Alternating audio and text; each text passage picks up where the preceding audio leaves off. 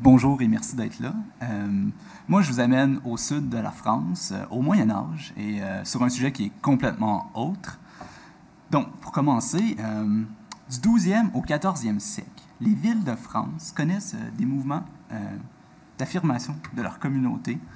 Les élites de ces dites communautés urbaines s'impliquent activement dans cette construction, qui se concrétise par la revendication de plusieurs formes d'institutions politiques et par l'affirmation de certains traits culturels spécifiques qui structurent la morphologie de leur communauté.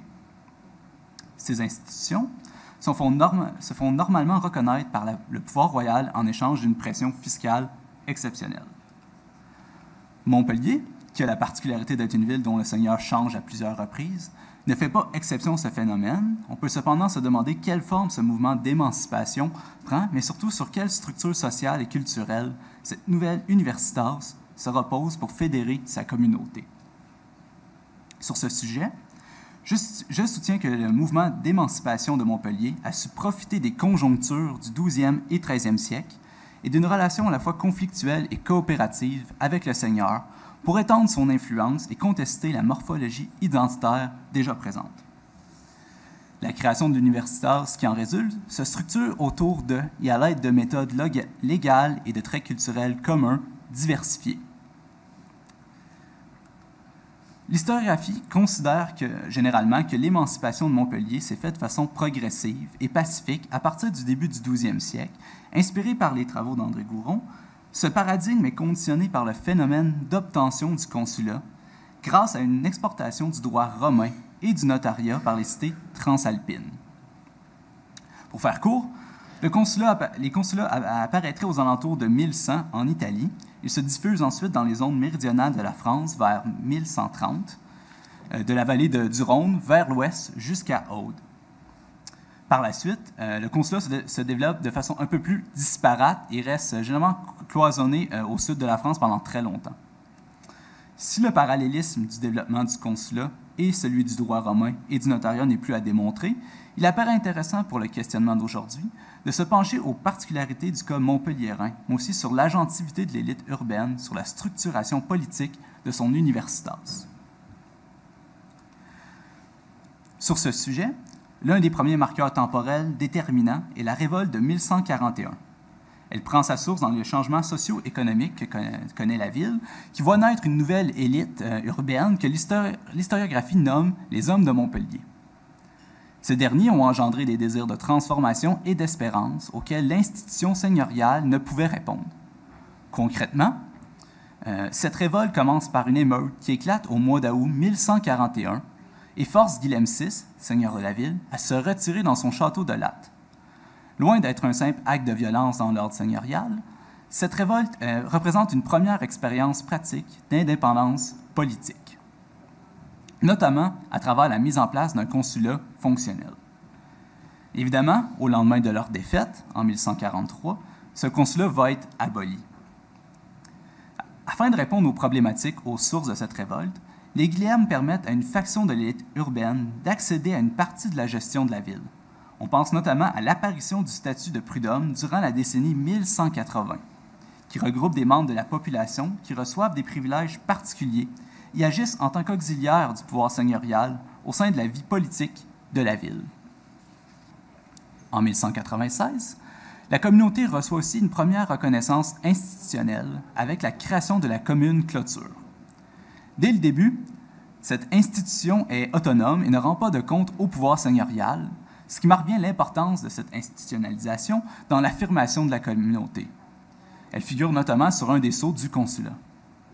Afin d'accomplir leur mandat et d'assurer la gestion quotidienne de la commune clôture, ces administrateurs reposent sur les 7 métiers considérés comme les plus importants par la communauté urbaine. Ces regroupements professionnels forment la future base de l'organisation communale au 13e siècle. À la mort de Guilhem VIII, en 1202, la seigneurie de Montpellier connaît une crise dynastique qui se concrétise par une révolution de palais qui aboutit à l'abdiction de Guilhem IX au profit de Pierre II d'Aragon. Le rôle joué par les hommes de Montpellier au sein de ce changement dynastique est particulier.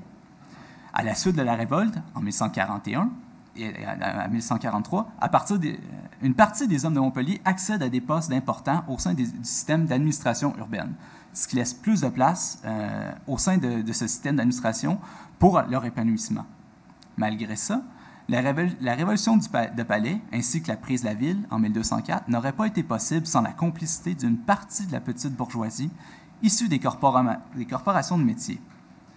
Cette dernière saisit cette occasion pour accéder au poste de pouvoir au détriment des grandes familles qui s'étaient rapprochées du pouvoir seigneurial à la suite de la rébellion de 1141.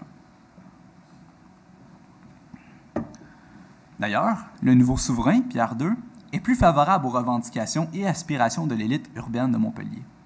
À partir de 1204, il commence par s'atteler à une stabilisation des écrits et des droits urbains qui ont cours dans la ville.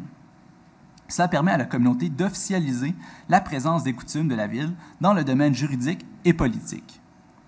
Au sein de cette coutume, on peut faire ressortir la création d'un conseil de 12 prud'hommes qui doivent gérer les affaires du territoire de la ville. Le 13 juin 1205, aux 123 articles qui composent la coutume, s'en ajoutent 17 autres. Parmi eux, on retrouve notamment le changement de serment de fidélité au Seigneur pour un serment de la bonne gestion de la communauté. Selon Pierre Chastan, par la suite, Jacques Ier, fils de Pierre II, allait exercer son pouvoir de façon relativement bienveillante. Cependant, sa présence se fait de plus en plus grande et de plus en plus interventionniste au cours des décennies qui suivent. Néanmoins, l'autonomie temporaire gagnée par le consulat se manifeste par une activité législative soutenue durant cette période.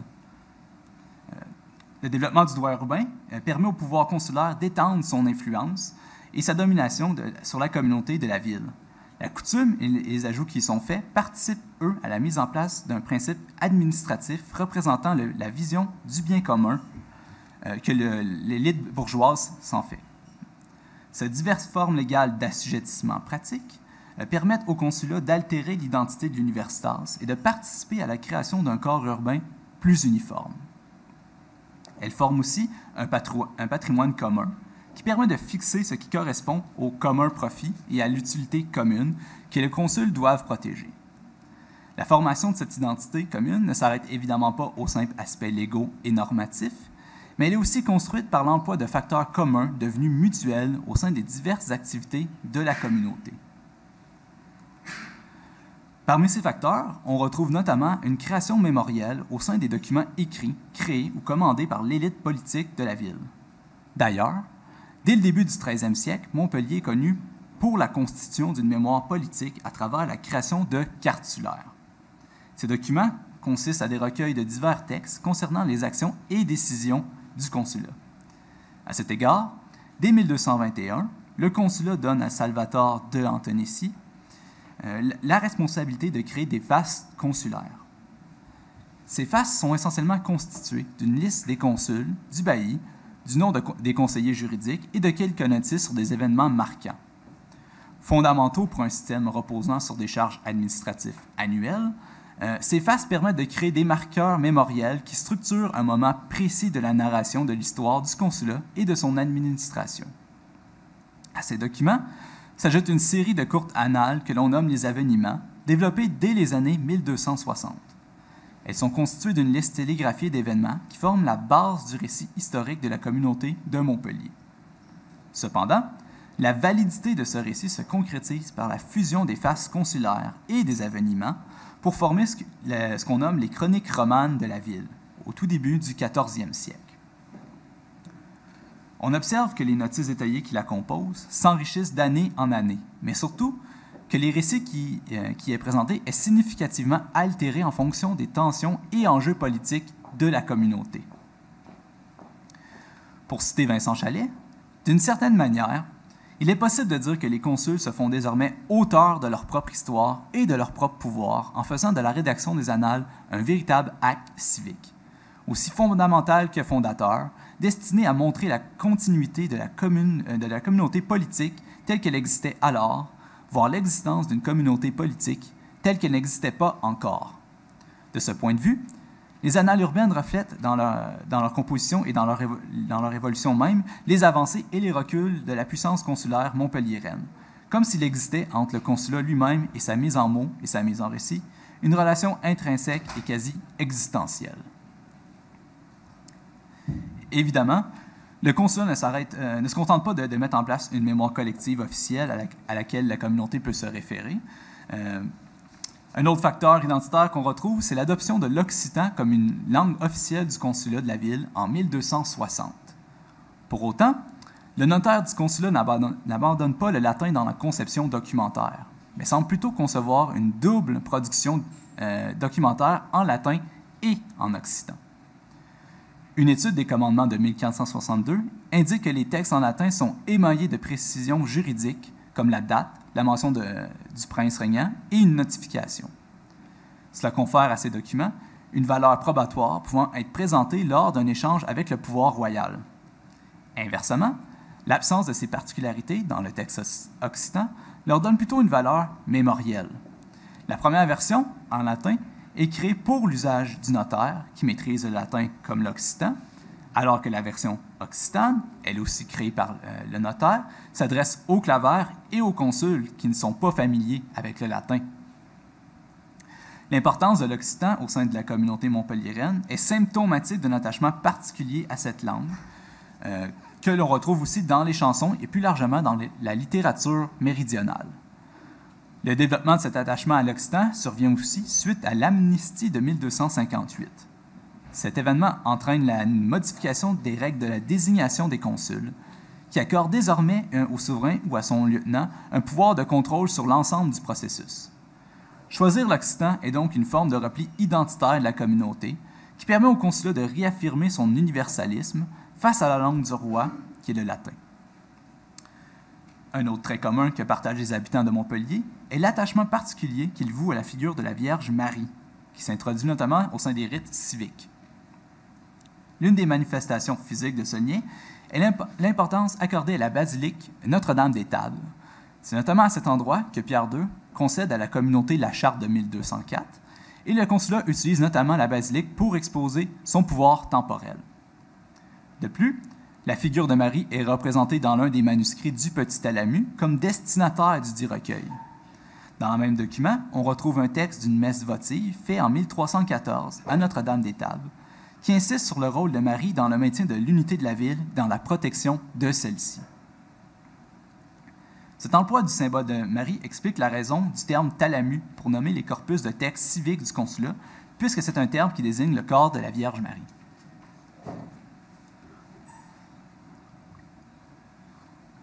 Ensuite, l'un des autres symboles identitaires de la communauté est l'importance du négoce et de la culture marchande qui y est associée. Un document de 1346 mentionne d'ailleurs que la ville est fondée sur les marchandises et les marchands.